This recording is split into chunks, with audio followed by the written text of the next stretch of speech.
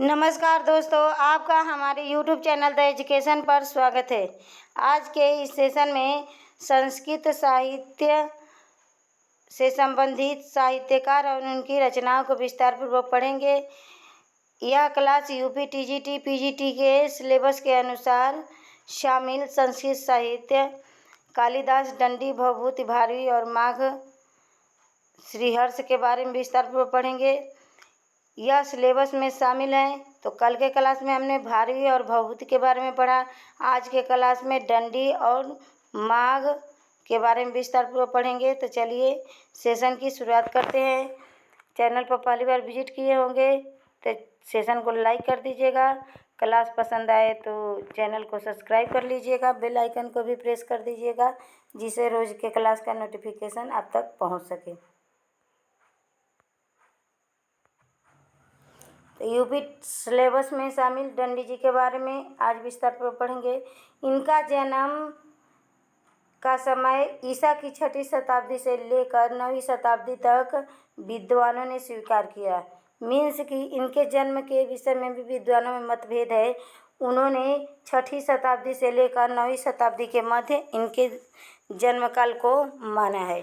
दंडी के विषय में जो कुछ जीवन चरित्र संबंधी सामग्री प्राप्त होती है, इनके जीवन चरित्र के संबंध में कहीं भी कुछ लिखा नहीं है, लेकिन जो कुछ भी साक्ष्य मिलता है वह सामग्री उनका एकमात्र आधार अवंती सुंदरी कथा है। अवंती सुंदरी कथा दंडी जी द्वारा लिखित कथा है। उसी में अपने कुल के बारे में इन्होंने विस्तार पूर्वक बताए हैं।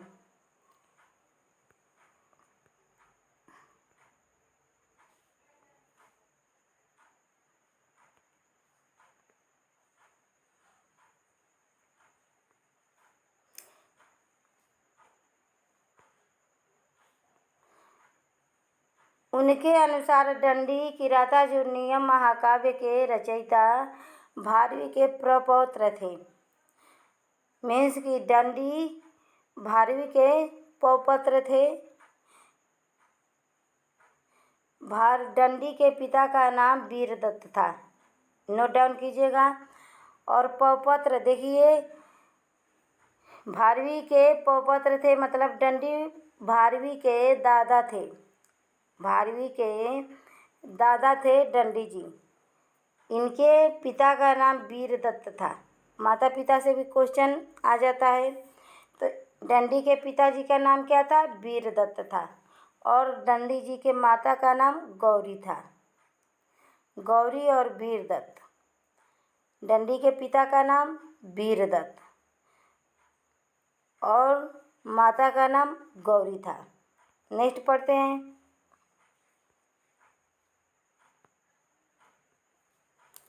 दंडी का पद लालित सर्व प्रसिद्ध है।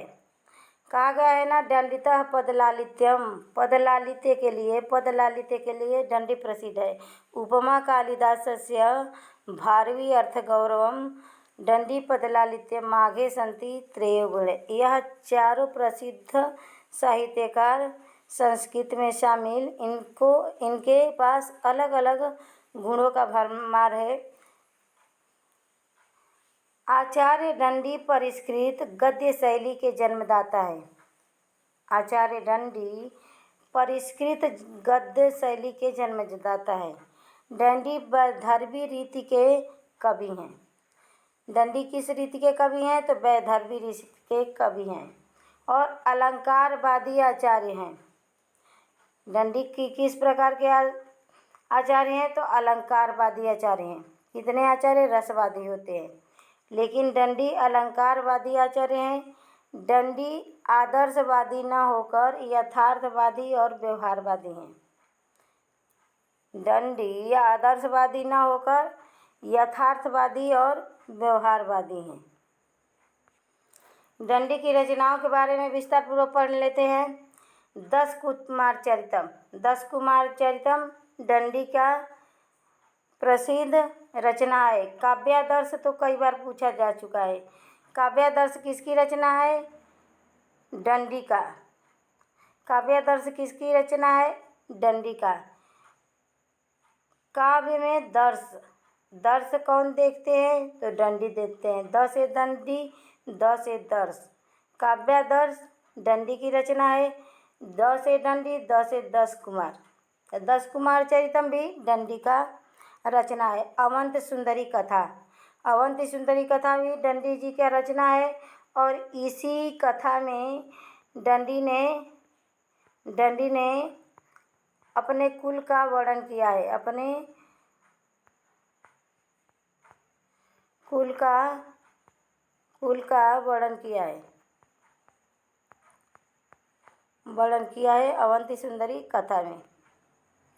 नेक्स्ट देखते हैं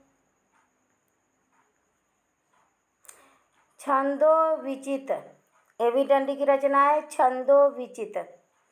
कला परिच्छेद, देखिए कला परिच्छेद भी कई बार पूछा जा चुका है। कला परिच्छेद और काव्यादर्श, कला परिच्छेद और काव्यादर्श, यह दो रचनाएं दंडी के फेमस रचनाएं हैं जो विभिन्न कंपटीशन एग्जाम में पूछे जा चुके हैं। द्विसंधान काव्य, यह भी दंडी की रचना है।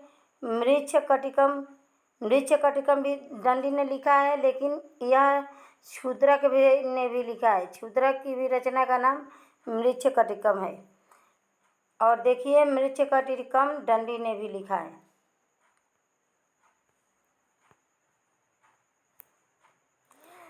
दंडी कृत रचनाओं का परिचय। दस कुमार चरितम। अब इन रचनाओं में कौन कौन सी सूक्तियाँ हैं, इस रचना में किस प्रकार की कहानी है, इसके बारे में विस्तार पूर्वक पढ़ेंगे। दस कुमार चरितम एक काव्य शास्त्रीय ग्रंथ है। दस कुमार चरितम क्या है? एक काव्य शास्त्रीय ग्रंथ है। इसमें 8 उच्छ्वास है। तो पूछेगा दस कुमार चरितम में अध्यायों को क्या कहा जाता है? तो क्या कहा जाता है? उच्छ्वास कहा जाता है। तो इसमें 8 अध्याय या उच्छ्वास हैं, जिसमें 10 राजकुमारों का कौतूहलपूर्ण तथा रोमांच वर्णन है। 10 कुमार चरित से ही पता चलता है कि 10 कुमार चरित 10 राजकुमारों के कौतूहलपूर्ण रोमांच का वर्णन है। इसके 3 भाग हैं। 10 कुमार चरितम कितने भागों में बटा है? 8 अध्यायों में बटा है और 3 भागों में बटा है। पहले भाग का नाम है पूर्व पीठिका 10 कुमार चरितम और उत्तर पीठिका। पूर्व पीठिका 10 कुमार चरितम और उत्तर पीठिका 10 कुमार चरितम। इस ग्रंथ के मूल भाग में केवल 8 राजकुमारों का वर्णन है। जब शुरू में इसमें 8 राजकुमारों का वर्णन था। 10 कुमार चरितम में 8 राजकुमारों का वर्णन था, 8 उच्छ्वासों में किया गया था। अन्य 2 राजकुमारों का वर्णन पूर्व पीठिका में जोड़कर 10 कुमार चरितम पूरा किया गया। पहले 8 अध्याय था और 8 राजकुमारों का वर्णन था। बाद में पूर्व पीठिका में जोड़कर 2 राजकुमारों को जोड़कर 10 कुमार चरितम को पूरा किया गया। इसीलिए इस ग्रंथ का नाम 10 कुमार चरितम पड़ा। इस ग्रंथ का कथानक कल्पना प्रसूत है, हकीकत नहीं है, यह काल्पनिक ग्रंथ है। इस ग्रंथ पर गुणाढ्य की बृहत्त्रयी का प्रभाव पड़ता है। गुणाढ्य ने क्या लिखा? बृहत कथा लिखा। तब बृहत कथा गुणाढ्य द्वारा लिखा गया है। इसी ग्रंथ का बृहत कथा का ही प्रभाव पड़ा दंडी के 10 कुमार चरितम पर। पहला 10 कुमार चरितम था। दूसरा ग्रंथ है काव्यादर्श। काव्यादर्श तो दंडी का फेमस ग्रंथ है, कई बार परीक्षा में पूछे जा चुके हैं। यह अलंकार शास्त्र है। काव्यादर्श क्या है? एक अलंकार शास्त्र है और दंडी एक अलंकारवादी आचार्य हैं। प्रश्न पूछेगा दंडी किस प्रकार के आचार्य हैं? रसवादी हैं, रीतिवादी हैं, गुणवादी हैं, अलंकारवादी हैं। तो दंडी अलंकारवादी आचार्य हैं और काव्यादर्श उनका एक अलंकार शास्त्र है। काव्य शास्त्री की रचना की जिसमें 4 परिच्छेद है। काव्यादर्श में कितने परिच्छेद या अध्याय हैं? तो 4 परिच्छेद हैं। नेक्स्ट देखते हैं अवंती सुंदरी कथा। अवंती सुंदरी कथा में दंडी ने अपने बारे में बताया है, अपने कुल के बारे में वर्णन किया है। कुल के बारे में वर्णन अवंती सुंदरी कथा में मिलता है। इसमें दंडी ने अपने जीवन चरित्र का संक्षेप वर्णन किया है। इनकी रचना दंडी ने कांची में की थी। कांची एक स्थान का नाम है। कांची नामक स्थान पर दंडी ने अवंती सुंदरी कथा का वर्णन किया। नेक्स्ट आचार्य हैं माघ।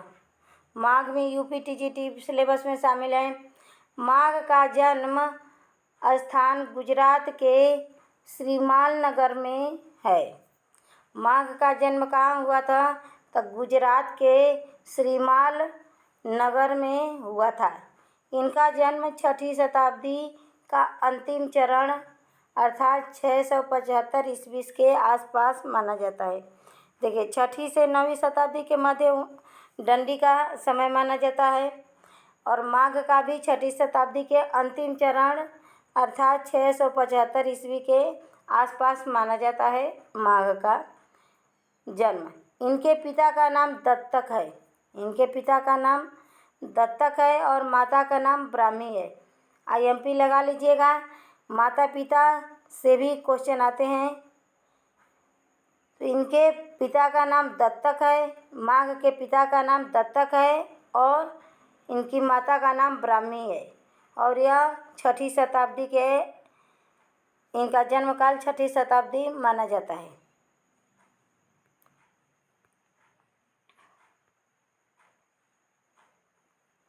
माघे सन्ति त्रयो गुणा।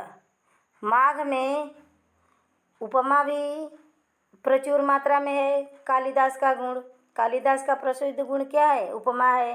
अर्थ गौरव भारवी का प्रसिद्ध गुण अर्थ गौरव व पद लालित्य दंडी है और इन तीनों गुणों के मिश्रण को समाहित करने वाले कौन है? तो माघ हैं। अर्थ गौरव और पद लालित्य इन 3 गुणों की प्रचुरता के कारण माघे सन्ति त्रये गुणा उक्ति कविवृंद में बहुश्रुत है। उपमा कालिदासस्य भारवे अर्थ गौरव दंडी पद लालित्य माघे सन्ति त्रये गुणा। माघ में यह तीनों गुण मिलता है, उपमा, अर्थ गौरव और पद लालित्य।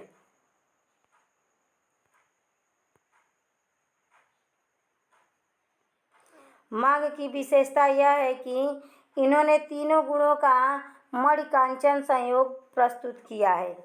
इनमें प्रसाद, माधुर्य, ओज गुण का संतुलित सामंजस्य है। रसिक हृदयों का कथन है कि मेघे माघे गतम वयु, मेघे माघे गतम वय। विद्वानों ने रसिक समाज ने इनके ऊपर एक कथन कहा है कि मेघे माघे गतम वय। नेक्स्ट देखते हैं कवि माघ ने सूर्योदय और चंद्रास्त को देखकर महाकाय हाथी के दोनों ओर लटके हुए 2 विशाल घंटों की कल्पना की। कवि ने कल्पना की। इस कल्पना की उत्कृष्टता के आधार पर माघ का नाम घंटा माघ पड़ गया। माघ का नाम क्यों घंटा माघ पड़ा? तो यह बहुत बड़ा महाकाय मैंने बहुत विशाल हाथी के दोनों ओर लटकते हुए विशाल घंटों की कल्पना की, इसीलिए इनका नाम घंटा माघ पड़ गया। माघ की रचनाओं के बारे में विस्तार पूर्वक पढ़ लेते हैं। तो माघ कृत एकमात्र ग्रंथ शिशुपाल बधम है। शिशुपाल बधम है माघ का एकमात्र ग्रंथ शिशुपाल बधम है। शिशुपाल बधम में क्या क्या है शामिल किया गया है? तो शिशुपाल बधम एक महाकाव्य है। शिशुपाल बधम क्या है? एक महाकाव्य है। माघ की प्रसिद्धि का मूल आधार शिशुपाल बधम है। माघ किससे प्रसिद्ध हुए? तो शिशुपाल बधम नामक रचना से माघ प्रसिद्ध हुए तथा संस्कृत महाकाव्य का बृहत्त्रयी का द्वितीय रत्न माना जाता है। बृहत्त्रयी में किरातार्जुनीयम है और शिशुपाल वधम है तथा संस्कृत साहित्य में बृहत्त्रयी का द्वितीय रत्न माना जाता है। इस महाकाव्य में 20 सर्ग है। इस महाकाव्य में कितना सर्ग है? 20 सर्ग है और किरातार्जुनीयम में 18 सर्ग है। और बृहत्त्रयी में एक और ग्रंथ शामिल है, आगे पढ़ते हैं। 1650 पद हैं, पद या श्लोक हैं। शिशुपाल वधम में 20 सर्ग हैं और 1650 पद या श्लोक हैं। माघ ने अपने महाकाव्य में 40 प्रकार के छंदों का प्रयोग किया है। शिशुपाल वधम में कितने प्रकार के छंदों का प्रयोग हुआ है? तो 40 प्रकार के छंदों का प्रयोग हुआ है।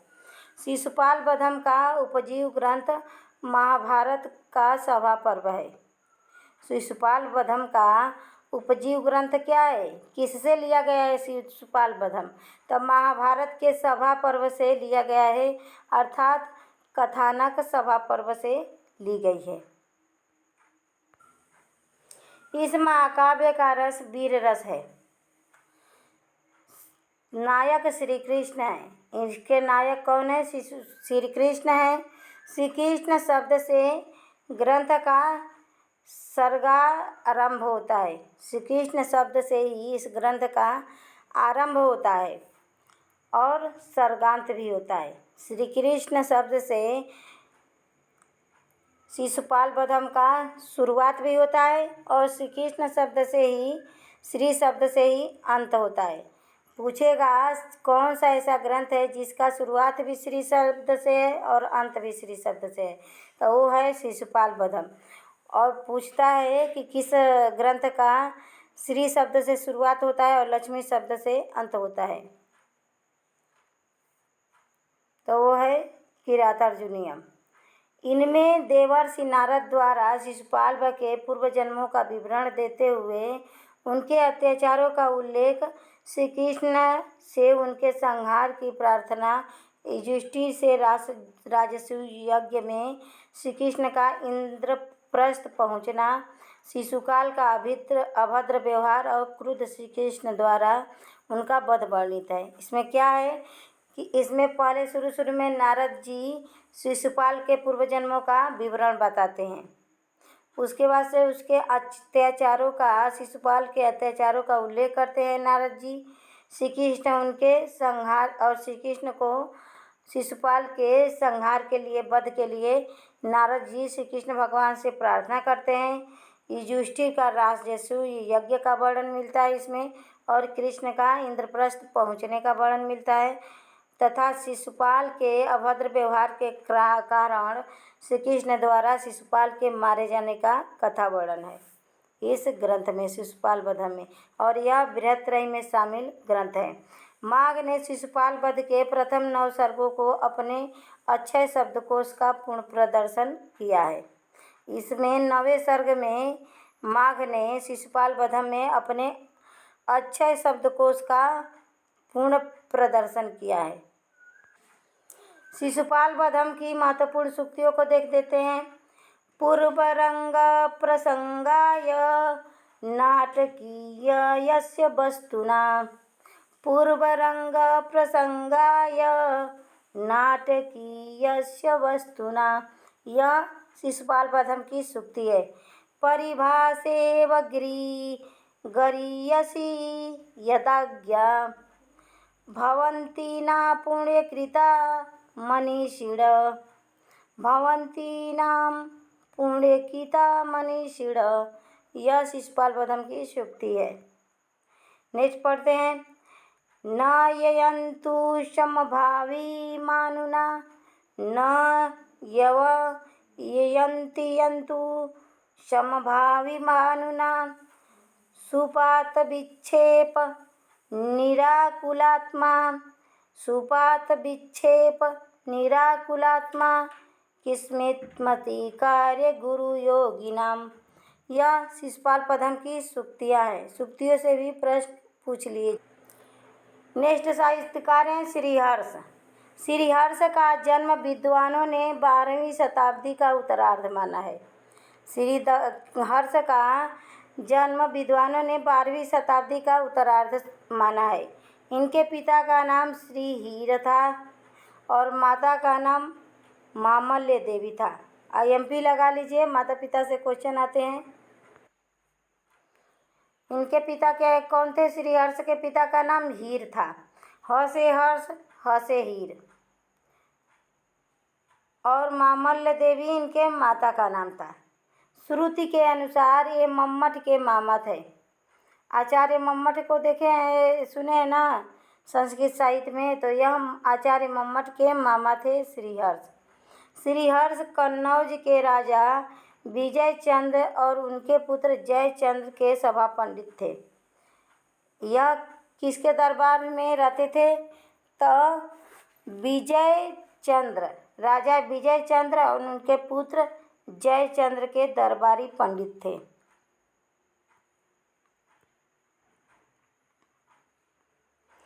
सम्मान स्वरूप जयचंद्र इन्हें 2 पान और सिंहासन देते थे।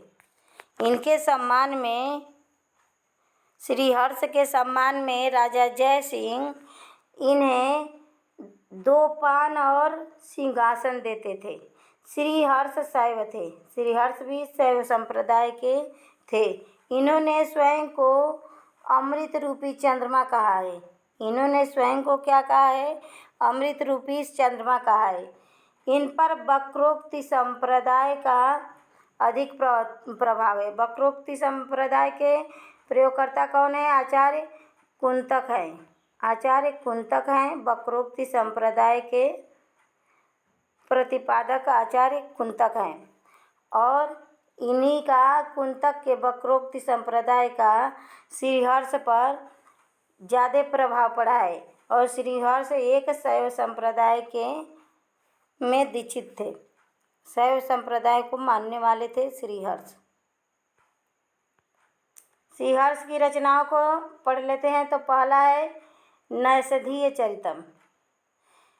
नैषधीय, देखिए यही भूल रहा था, किराता जुर्नियम और दंडी द्वारा है, अभी पढ़े थे ऊपर। बृहत्तरई, शिशुपाल वधम, किराता जुर्नियम, शिशुपाल वधम और नैषधीय चरितम, यह 3 ग्रंथ क्या है? बृहत्तरई में, संस्कृत के साहित्य के बृहत्तरई में शामिल है। तो किराता जुर्नियम में 18 सर्ग है, शिशुपाल वधम में 20 सर्ग है और नैषधीय चरितम में 22 सर्ग है। और यह तीनों संस्कृत साहित्य का बृहत्तरई में शामिल है। यह नैषधीय चरितम 22 सर्गों का महाकाव्य है जिसमें 2830 श्लोक है। इसमें कितने श्लोक हैं? नैषधीय चरितम में 2830 श्लोक हैं। यह बृहत्तरई का तीसरा रत्न है। बृहत्तरई का तीसरा रत्न है। इसे बृहत्तरई का सर्वोत्कृष्ट रत्न माना जाता है क्योंकि इसमें सबसे ज़्यादा अध्याय हैं। इसे महाभारत के नलोपाख्यान से के आधार पर कवि ने नल दमयंती के प्रणय से लेकर विवाह तक का वर्णन किया है। इसमें क्या शामिल है नैषधीय चरितम में? तो नल दमयंती का प्रेम प्रसंग वर्णन है और उनका विवाह वर्णन है, नल दमयंती का। और इस नैषधीय चरितम को विद्वानों की औषधि भी कहा जाता है। नल दमयंती की दिनचर्या, देवस्तुति, चंद्रोदय, सूर्योदय आदि का वर्णन, नल दमयंती का विलास वर्णन इस ग्रंथ में मौजूद है। नैषधीय चरितम श्रीहर्ष द्वारा लिखित नैषधीय चरितम में श्रृंगार रस इसका अंगिरस माना जाता है। यह एक श्रृंगारिक रचना है और इसमें वैदर्भी रीति की प्रधानता है। इसमें 19 छंदों का प्रयोग किया गया है। नैषधीय चरितम में 19 छंदों का प्रयोग हुआ है और शिशुपाल वधम में 40 छंदों का प्रयोग हुआ है। नैषध को विद्वानों के लिए औषध या रसायन माना गया है। नैषधीयम विद्वान औषधम। नैषधीय चरित्र के सर्गांत श्लोकों में श्रीहर्ष की निम्नलिखित रचनाएं उल्लेख हैं। जो नैषधीय चरितम नामक रचना किए हैं श्रीहर्ष, उसके अंतिम भाग में श्रीहर्ष ने अपने और सब जो नैषधीय चरितम के बाद जो रचनाएं लिखे हैं उसका वर्णन नैषधीय चरितम के अंत में किए हैं हर्ष ने। पहला क्या है? स्थैर्य विचार प्रकरण। इसमें दर्शन शैली में क्षणिकवाद का निराकरण किया गया है। श्री विजय प्रशस्ति।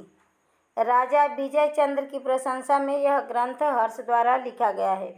खंडन खंड खाद्य।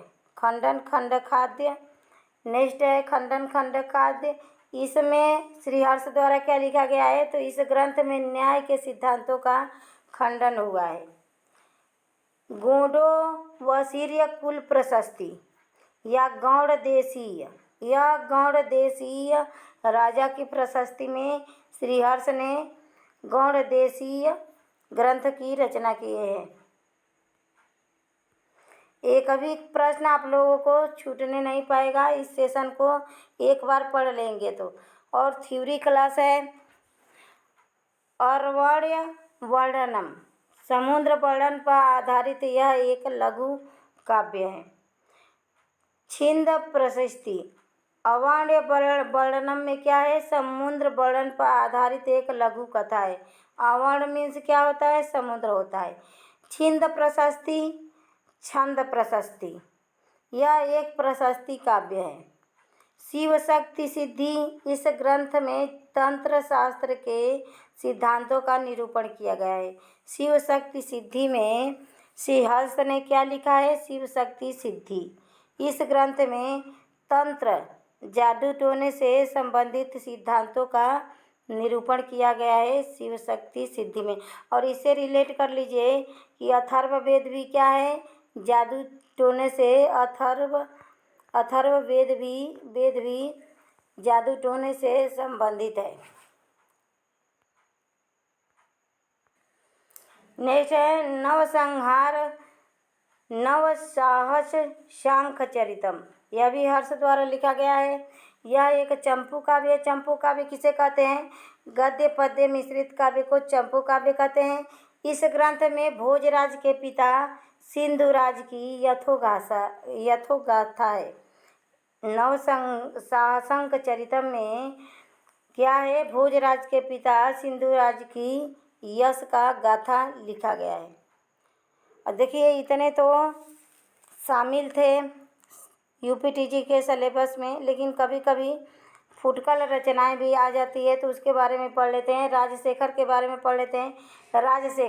राजशेखर महाराष्ट्र के यायावर क्षत्रिय वंश में उत्पन्न हुए थे। राजशेखर महाराष्ट्र में क्षत्रिय वंश में उत्पन्न हुए थे। इनका पिता का नाम दर्दुक था।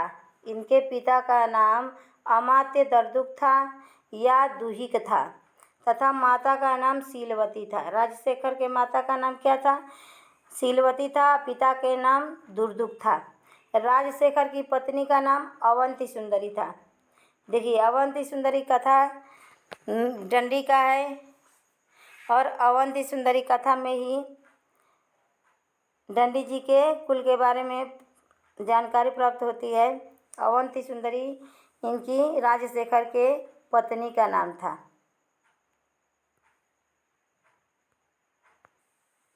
राजशेखर एक शैव संप्रदाय के, ये भी शिव को मानने वाले थे और हर्ष भी शैव संप्रदाय के थे।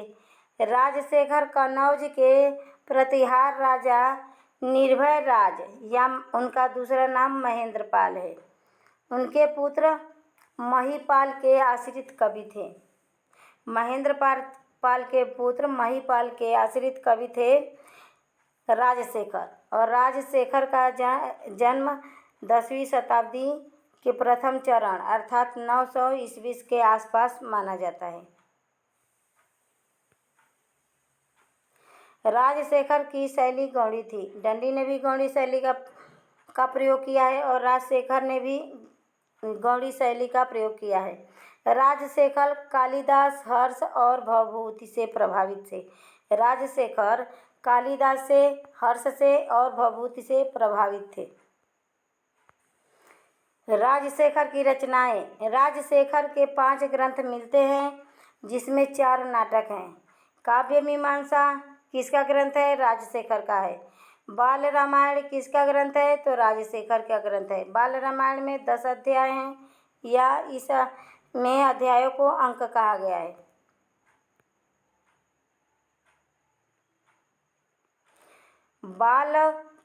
राजशेखर का नेक्स्ट रचना है बाल भारत या प्रचंड महाभारत। इसमें 2 अध्याय हैं।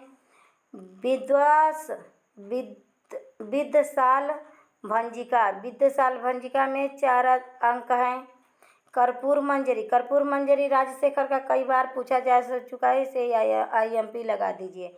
इसमें 4 अंक हैं। राजशेखर की कृतियों को विस्तार पूर्वक पढ़ लेते हैं। तो काव्य मीमांसा में इन्होंने क्या क्या लिखा है? तो राजशेखर का अंतिम तथा सुप्रसिद्ध काव्य शास्त्रीय रचना काव्य मीमांसा है। राजशेखर का अंतिम ग्रंथ का क्या नाम है? तो काव्य मीमांसा है।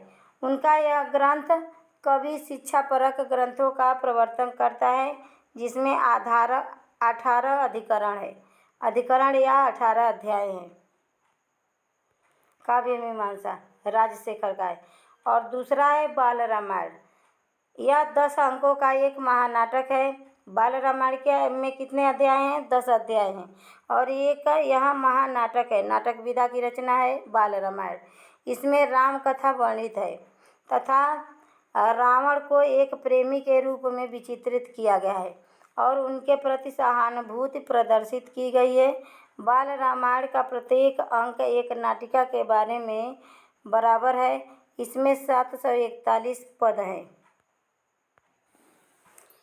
बाल भारत या प्रचंड पांडव। इस ग्रंथ का दूसरा नाम क्या है? प्रचंड पांडव। इसमें राजशेखर ने क्या लिखा है? तो यह एक अधूरी कृति है। बाल भारत श्री राजशेखर द्वारा लिखा एक अधूरा ग्रंथ है। इसमें केवल 2 अंक हैं। इसमें द्रौपदी स्वयंवर और द्रौपदी चिरहरण की घटना वर्णित है। बाल भारत में विद्वशाल भंजिका यह शास्त्रीय दृष्टि से 4 अंक हैं। इस ग्रंथ में शास्त्रीय दृष्टि से 4 अंक हैं और यह एक नाटिका है। इसमें राजकीय प्रणयन क्रीड़ा वर्णित है। नेक्स्ट है कर्पूर मंजरी। यह राजशेखर का प्रसिद्ध ग्रंथ है। यह 4 अंकों का षट्क है। यह षट्क विधा की रचना है। षट्क की भाषा प्राकृत होती है और इसकी रचना प्राकृत भाषा में हुआ है। इसका कथानक राज परिवार की प्रणय क्रीड़ा से संबंधित है। यह नाटक राजशेखर की प्रसिद्धि का आधार है। कर्पूर मंजरी कह नहीं रही हूँ, IMP लगा लीजिए। यह राजशेखर के प्रसिद्धि का आधार है कर्पूर मंजरी। राजशेखर के 2 नाटक और माने जाते हैं, हरविलास और दूसरा अज्ञात। नेक्स्ट देखते हैं बाण भट्ट के बारे में भी पढ़ लेते हैं। बाण भट्ट सम्राट हर्ष के सभा पंडित थे। बाण पंचाली रीति के लेखक हैं। दंडी और हर्ष राजशेखर गौड़ी रीति के लेखक थे, लेकिन बाण भट्ट पांचाली रीति के लेखक थे। बाण भट्ट की रचनाओं के बारे में पढ़ लेते हैं। तो बाण भट्ट के मुख्य रूप से 2 ग्रंथ उपलब्ध हैं। एक हर्ष चरितम है और एक कादम्बरी है। राजा हर्ष के दरबारी कवि थे बाण भट्ट। तो हर्ष चरितम नामक रचना लिखे और दूसरा कादम्बरी लिखे। कादम्बरी तो कई सारे कंपटीशन एग्जाम में पूछा जा चुका है, इसे IMP लगा लीजिएगा कादम्बरी को। बाण भट्ट कृत रचनाओं का परिचय। हर्षचरित में बाण भट्ट ने क्या लिखा है, इसके बारे में पढ़ लेते हैं। हर्षचरित महाकवि बाण की प्रथम एवं अपूर्ण कृति है। यह बाण भट्ट का अधूरी रचना है। श्री हर्षचरितम। इसमें 8 उच्छ्वास है या अध्याय है। प्रथम उच्छ्वास में हर्ष ने अपने वंश का वर्णन किया है। तो पूछेगा श्री हर्ष ने किस ग्रंथ में अपने वंश का वर्णन किया है, तो हर्षचरितम में। हर्षचरितम में बाणभट्ट द्वारा लिखा हर्षचरितम में 8 अध्याय हैं और 6 उच्छ्वासों में हर्ष के पूर्व जन्मों का वर्णन करते हुए हर्ष के जन्म से लेकर राज्य श्री के मिलने तक का वर्णन किया गया है। श्री हर्ष के दरबारी कवि थे बाणभट्ट और हर्षचरितम में 6 उच्छ्वासों में श्री हर्ष के पूर्वजों का वर्णन किए हैं बाणभट्ट ने। दूसरा इनका प्रसिद्ध ग्रंथ है बाणभट्ट का कादंबरी। यह बाणभट्ट की प्रौढ़ एवं अंतिम कृति है। बाणभट्ट ने 2 ही की लिखा है, एक तो राजा हर्ष के दरबार में रहते थे तो हर्षचरितम लिखा है और दूसरे कादंबरी लिखा है। और कादंबरी इनकी अंतिम रचना है। इसमें एक काल्पनिक कथा वर्णन है। यह काल्पनिक कथा पर आधारित ग्रंथ है। यह गद्य काव्य है। कथा का भेद है, गद्य काव्य है। इसमें चंद्रपीठ और वैशंपायन के 3 जन्मों का वर्णन किया गया है। कादंबरी में चंद्रपीठ और वैशंपायन के 3 जन्मों का वर्णन किया गया है। अब राजा शूद्रक को देख लेते हैं। शूद्रक का वास्तविक नाम शिमुख था। शूद्रक वैदर्भी रीति के कवि थे। शूद्रक का नाम क्या था? शिमुख था। शूद्रक का वास्तविक नाम क्या था? शिमुख था। शूद्रक ने ही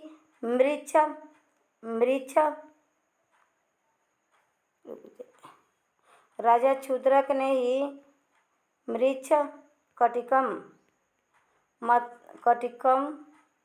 नामक रचना लिखा।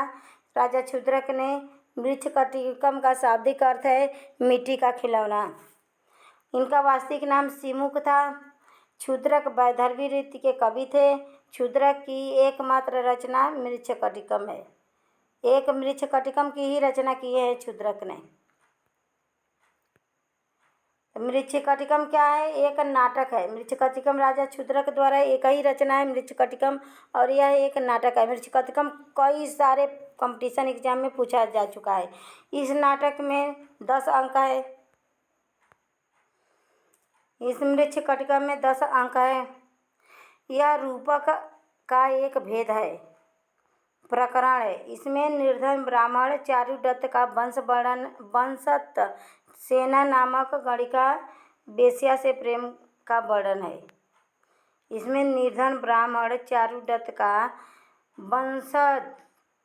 वसंत सेना से चारुदत्त और वसंत सेना के सेना नामक गणिका से प्रेम है। गणिका को क्या कहा जाता है? वेश्या कहा जाता है। इसमें चारुदत्त और वसंत सेना का प्रेम वर्णन है। अब वसंत सेना क्या थी? एक वेश्या थी। नेक्स्ट देख लेते हैं विशाखदत्त। विशाखदत्त का प्रमुख कृति क्या है? मुद्रा राक्षस। मुद्रा राक्षस को भी कई बार पूछा जा चुका है कि मुद्रा राक्षस किसकी रचना है, तो विशाखदत्त की रचना है मुद्रा राक्षस। नेक्स्ट साहित्यकार है श्रीहर्ष। श्रीहर्ष ने मात्र 3 नाटक लिखा, एक प्रियदर्शिका, एक रत्नावली और नागानंद। यह 3 रचनाएं श्रीहर्ष द्वारा रचित है। प्रियदर्शिका में 4 अंक है और यह एक नाटिका है। रत्नावली में भी 4 अंक है, यह एक नाटिका है। और नागानंद में 5 अंक है और यह एक नाटक है। जैसे लोटा का लुटिया नहीं हो जाता है तो नाटक का नाटिका हो जाता है छोटा। जयदेव के बारे में पढ़ लेते हैं। नेक्स्ट कवि है जयदेव। और जयदेव का एकमात्र ग्रंथ है गीत गोविंद। गीत गोविंद कई सारे कंपटीशन एग्जाम में पूछा जा चुका है।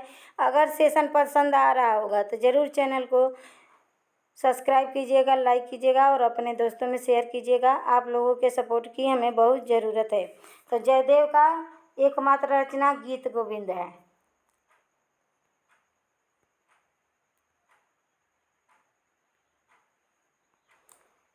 संस्कृत साहित्य के प्रमुख त्रय संग्रह।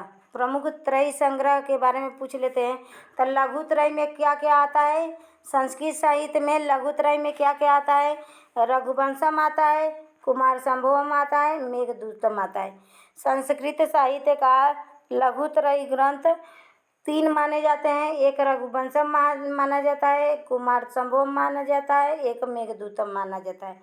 संस्कृत साहित्य के बृहत् त्रयी में कौन सा ग्रंथ आता है? तो किरातार्जुनीयम आता है, भारवी द्वारा लिखित, शिशुपाल बधम आता है, माघ द्वारा रचित, और नैषधीय चरितम आता है, श्रीहर्ष द्वारा रचित।